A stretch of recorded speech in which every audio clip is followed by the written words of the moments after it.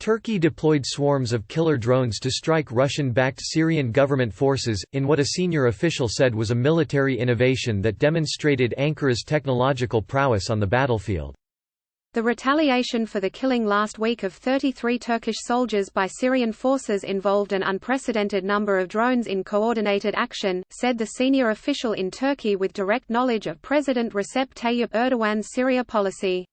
It was the first time a country had commanded the airspace over such a large area using drone swarms, according to the official. The series of strikes since Thursday by dozens of the remotely controlled aircraft targeted Syrian bases and chemical warfare depots, the Turkish military said. But Turkey also located and destroyed some Syrian missile defense systems, raising questions about the effectiveness of the Russian-made equipment intended to deter such air attacks. That's something only Israel had been recorded publicly to have done until now, Charles Lister, director of the Extremism and Counterterrorism Program at the Middle East Institute, said on Twitter, in reference to video footage taken by a Turkish drone allegedly showing the destruction of a Syrian army air defense system. Turkey was waging an air campaign run entirely by armed drones backed up by heavy rocket artillery, he said.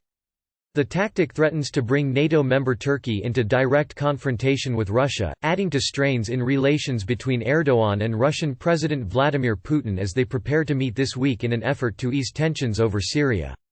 The two leaders have worked together to try to end the Syrian civil war, despite backing opposing sides, but have repeatedly stumbled over who should control the northwestern Syrian province of Idlib that borders Turkey. Russia dominates the skies over Syria as part of Putin's military support of Syrian leader Bashar al-Assad, deploying advanced S-400 missile defense systems to secure the airspace while its warplanes aid Syrian forces battling to take the last rebel stronghold in Idlib. Turkish forces back the rebels and Ankara says it fears a fresh exodus of refugees flocking into Turkey if Idlib falls to Assad. Syria reacted to the Turkish drone campaign by declaring the airspace in Idlib closed, the state-run Syrian Arab news agency reported Sunday. Any aircraft that violates the Syrian airspace will be dealt with as a hostile aircraft that must be downed, Sana reported, citing an unnamed military official. Turkey announced Sunday that its forces had shot down 2 Syrian Su-24 warplanes and destroyed 3 more Syrian air defense systems, while confirming that one armed Turkish drone was hit. Turkey wants to carve out a zone that it controls in northern Syria as part of efforts to resettle millions of Syrian refugees currently in Turkey. Putin has said Assad's forces should control all of Syria's territory as the best way to guarantee Turkey's border security.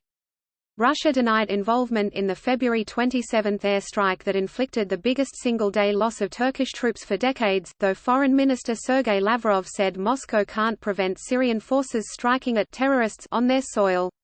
Turkish officials accuse Moscow of doing too little to rein in Assad. Turkey has long hosted the North Atlantic Treaty Organization's Anatolian Eagle military exercises, which simulate attacks on similar Russian missile defense systems including with electronic warfare.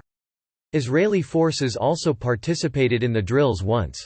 Turkey deployed an array of electronic jammers in Syria before it launched the drone strikes as part of its Spring Shield campaign. Ankara appeared eager to show off its aerial firepower. The Defense Ministry posted a series of videos on Twitter showing Syrian tanks and artillery being destroyed in apparent drone attacks.